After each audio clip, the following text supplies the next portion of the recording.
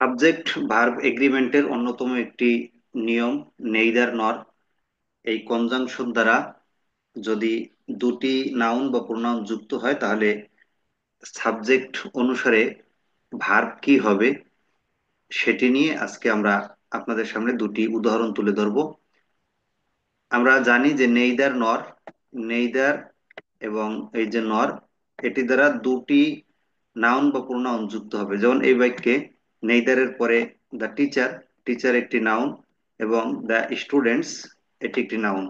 তাহলে নেইদার নর কনজাংশন দ্বারা দুটি নাউন যুক্ত হয়েছে। এখন এখানে কোন সাবজেক্ট অনুযায়ী ভার্ব বসবে এবং ভার্বটি সিঙ্গুলার হবে না প্লুরাল হবে সেটি আমাদের আলোচ্য বিষয়।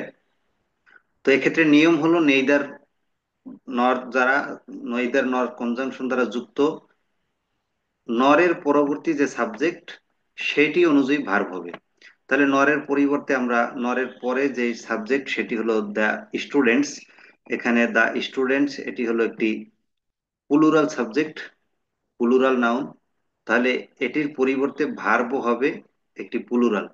তাহলে অপশনে যদি আমরা দেখি ওয়ান্টস এ, এখানে ওয়ান্ট ভার্বের সাথে এস আছে যা সিঙ্গুলারকে নির্দেশ করে। ওয়ান্ট এটি মূল ভার্ব এবং এটির সাথে এস বাই এস যুক্ত না থাকায় এটি এই বাক্যে প্লুরাল হিসেবে কাজ করে।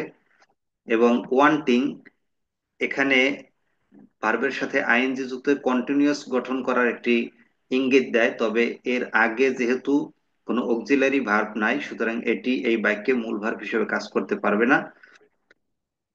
অপশন ডি তে ওয়ান্টিং ভার্বের সাথে অক্সিলারি ভার্ব ইজ আছে, তবুও এটি সঠিক নয়, কারণ হলো এটি সিঙ্গুলারকে নির্দেশ করে। ইজ সিঙ্গুলার অক্সিলারি হিসেবে কাজ করে। তাহলে neither the teacher nor the students, নরের পরের সাবজেক্ট অনুযায়ী যেহেতু ভার্ব বসবে সুতরাং ভার্ব হবে প্লুরাল, যেটি একমাত্র অপশন বি তে আছে ওয়ান্ট।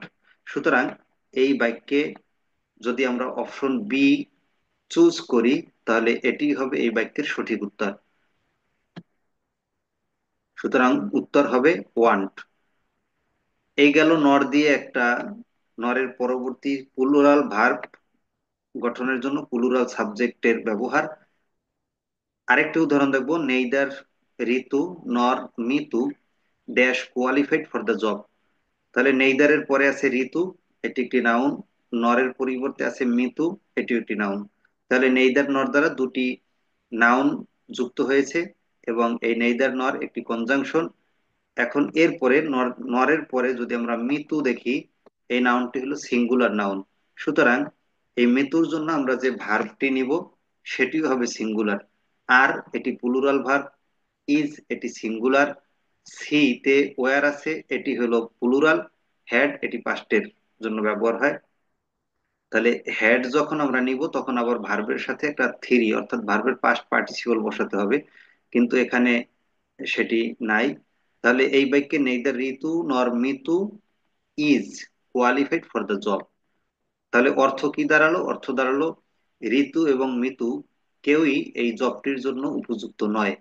তাহলে এই ক্ষেত্রে আমরা অপশন বিটাকেই সঠিক বলে মনে করি। তাহলে সঠিক উত্তর হবে ইজ, কারণ এটি সিঙ্গুলার। ধন্যবাদ সবাইকে।